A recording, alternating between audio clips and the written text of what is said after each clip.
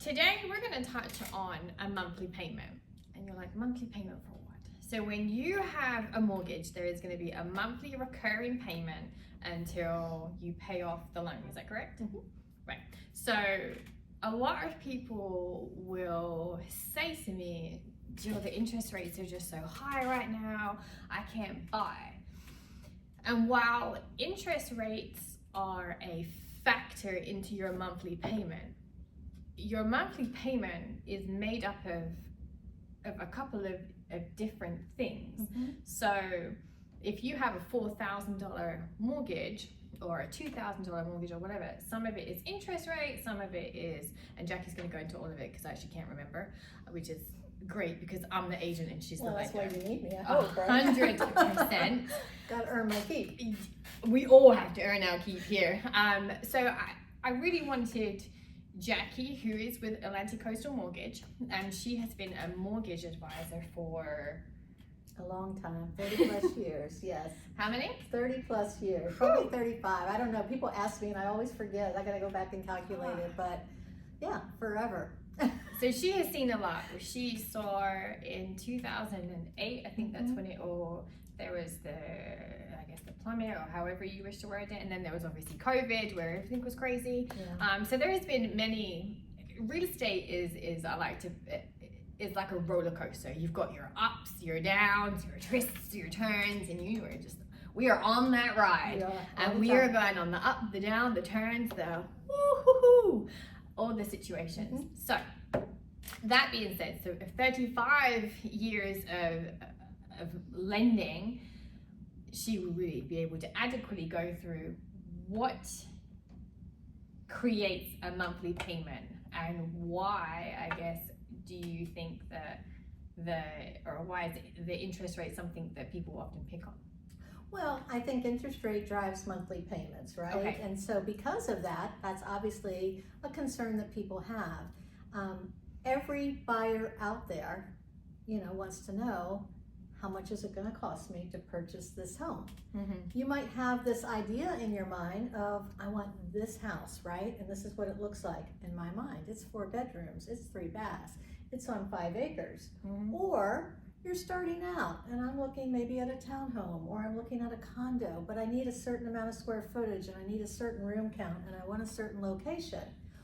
What is that going to cost me, right? Mm-hmm. And so again, we've talked about this before previously. Your best place to start is with the lender, because we're going to tell you how much your cost is going to be. Mm-hmm. And so what makes up a mortgage payment? When you come to a lender, you're going to borrow money to get a loan to help pay for your house. Yep. And lenders have interest rates, and we have a menu of rates, and those rates we get every single business day. And they're based on market conditions, so they can fluctuate some, from day to day. So, we stay in touch with our clients all the way through the process, so they're fully aware of what rates are looking like, what that means to their monthly payment. So when we calculate a payment on your behalf, we calculate how much is it going to cost you to repay the mortgage, right? Right. We call that principal and interest. Mm-hmm. Interest is the amount of the payment that's going towards the interest, paying back the cost of the loan to the lender. Unfortunately, I don't know of any free money out there where you're paid 0%. Sure. So you're always going to have interest factored into your mortgage payment. Okay. The principal is how much you're paying to reduce that amount that you borrowed. So how much of your monthly payment is actually reducing your loan balance each month, right? Because at some point the loan has to pay off. Yeah. So you have so much going to your principal, reducing the loan balance, and then you have your interest carry each month, right? And the interest carry is always based on what your current principal balance is. So as your mortgage amount that you borrowed is falling, so is the amount of interest that's being applied on a monthly basis, and your principal is actually going higher. Okay. So we'll talk about that on a future conversation. But primarily you have your principal and interest. And then we look at what are the other carrying costs on the property. For a lender, the carrying costs are, what are the property taxes? Okay. Every home is unique. It has its own property taxes. How are property taxes determined? They're determined by the county for which the property, or the city for which the property is located in. Sometimes there's county and town taxes combined. Sometimes it's just county, sometimes it's city only. It depends on the property location. The county will independently assess a home and put a value on it, put a market, what they deem a market value on a property. That doesn't necessarily correlate to what you're paying for the property. That's something totally different. But every year, the county will reassess. They reassess my home. In January, I get a statement from the County of Loudoun, and it tells me what the value is of my home for that year. Okay. And then the county board of supervisors or the government authority is going to set the tax rate for that year. And they're going to calculate based on the assessed value, based on the current tax rate, how much I owe in property taxes. And those get paid. Typically, they're included in your mortgage payment. The other feature that's included in your mortgage payment is your homeowner's insurance. Okay, homeowner's insurance is like if you insure your car, you insure your home. Heaven forbid something happen, you've got insurance that will cover you, for full replacement value of your home. You cannot get a mortgage without homeowner's insurance. No. Lenders always want to know that there's insurance in place because heaven forbid something happened. How would you pay this mortgage off, right, if you didn't have insurance? So insurance is protection. We all want it. It's important, but we pay for it. So we have principal, we have interest, we have your real estate taxes, and we have your homeowner's insurance. Real estate taxes, the lender will take your annual premium, whatever the amount is that you owe on your real estate taxes, we divide it by 12. We take your homeowner's insurance premium, we divide it by 12. So you have principal and interest, 1/12 of your real estate property taxes, and 1/12 of your homeowner's insurance. And that's what makes up your mortgage payment. Now, a couple other things that we haven't talked about. Sometimes in your mortgage, you may have mortgage insurance. And that's dependent upon your down payment. Most people think they have to have 20% down on a home, and you do not. You can get in with as little as 3 to 5% down. Some loan programs offer zero money down. So don't let down payment be a factor. Look at your loan options. But with less money down, there's mortgage insurance. And we can calculate that for you. We tell you exactly what that's going to look like. And that is part of your monthly payment as well. Although, a little caveat, there are different options for mortgage insurance. Sometimes you can have what's called a single premium, and you pay a flat fee for mortgage insurance. It can sometimes be financed into your loan. You don't have a separate monthly amount. So we look at those options when we're doing your pre-approval, we're doing our upfront planning, so that you can see what those options look like, and then you're going to decide what's going to work best for you. Absolutely. But we have lots of different options that we can show you. So, principal and interest, property taxes, homeowner's insurance, possibly mortgage insurance, and then last is if you're purchasing a property that's in a homeowners association or a condominium where there might be condominium dues. Homeowner associations have monthly dues. Sometimes they're paid quarterly, sometimes they're paid annually. But basically we take that amount and we take 1/12 of that.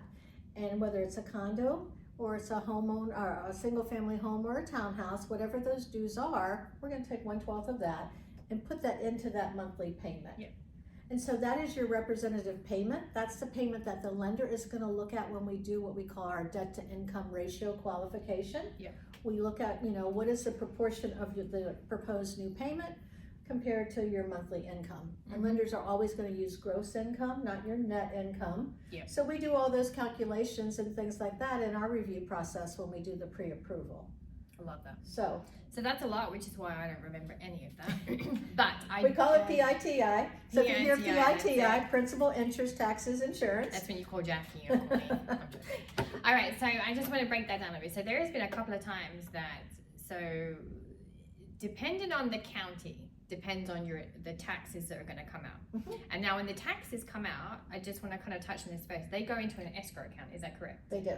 And then the escrow account, I believe you get a letter in the mail that basically says that your taxes have been paid for the year. So is that correct? So actually, I'll just jump in here real quick. Please. Your mortgage is managed down to the penny. So every month you get a monthly statement. And that statement tells you the amount that you paid, and how that payment was broken down and how those monies that you paid were applied. And so as Jillian was just saying, the taxes and insurance go into what's called an escrow account, and that is separate. And you will see every single month how much of your money went into that escrow account, what the current balance is. And you'll see on a given month, if the taxes were due that month or insurance was due that month, it's going to post on your statement. And you'll see homeowners insurance was paid on this date to this company for this amount of money. So you'll be tracking it. At the end of the year, you get what's called an escrow analysis.